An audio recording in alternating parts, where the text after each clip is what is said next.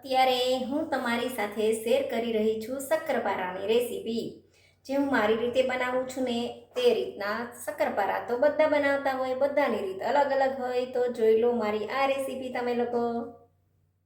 કોઈ પણ એક વાટકીનું માપ લેવાનું છે. એ વાટકીના મદદથી 4 વાટકી મેંદો લીધો છે.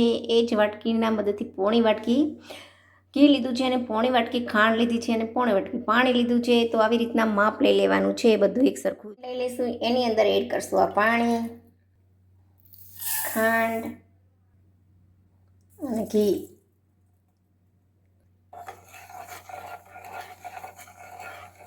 ખાંડ ઓગળી છે ને ત્યાં સુધી પાણી ગરમ કરવાનું છે.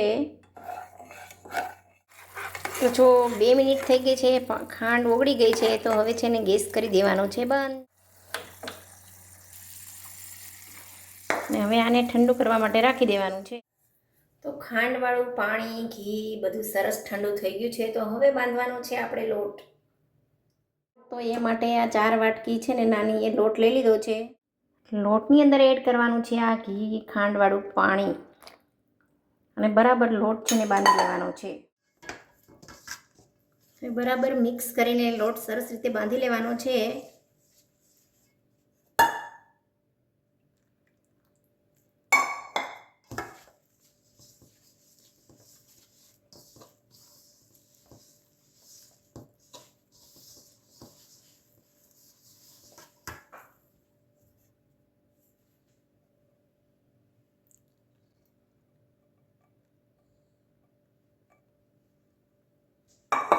તો જો સરસ પરફેક્ટ માપ જ થયું ને લોટ બાંધવામાં. તો આવી રીતના માપ લઈને શક્કરપારા કરવાના એટલે મસ્ત બને. જો મસ્ત લોટ બંધાઈને રેડી થઈ ગયો છે. તો હવે એના 2 લુવા કરી લઈશું આપણે આવી રીતના. અને જાડી જાડી રોટલી વણી લેવાની છે. હવે તેલ ગરમ કરવા માટે રાખી દેવાનું છે. ત્યાં સુધીમાં તેલ ગરમ થઈને આપણે શક્કરપારા વણી લેવાના છે.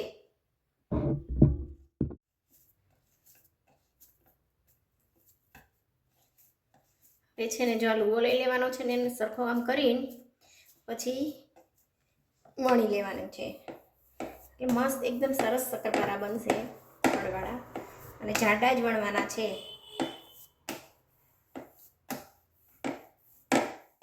રોટલીને છે ને ચારેય સાઈડથી આવી રીતના કટ કરી લેવાની છે. સરસ થાય.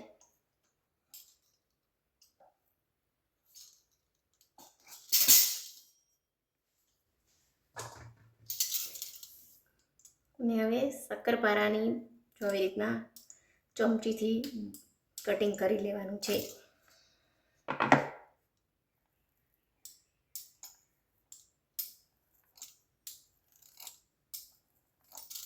તો જો મસ્ત દેખાય છે ને. તો આવી રીતના બધા શક્કરપારા વણી લેવાના છે.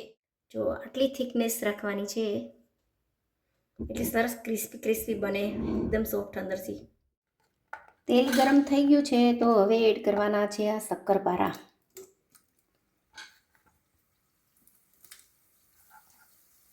અને ધીમા ગેસ પર જ તળવાના છે.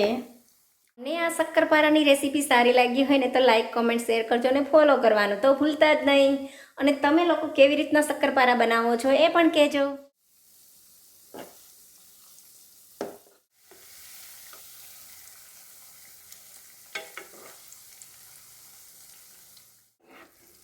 શક્કરપારાને તળાતા 10 મિનિટ થઈ. તો સરસ જો એકદમ લેયરવાળા ક્રિસ્પી ક્રિસ્પી તળાઈને રેડી થઈ ગયા છે. પિંક કલરના રેડી છે શક્કરપારા.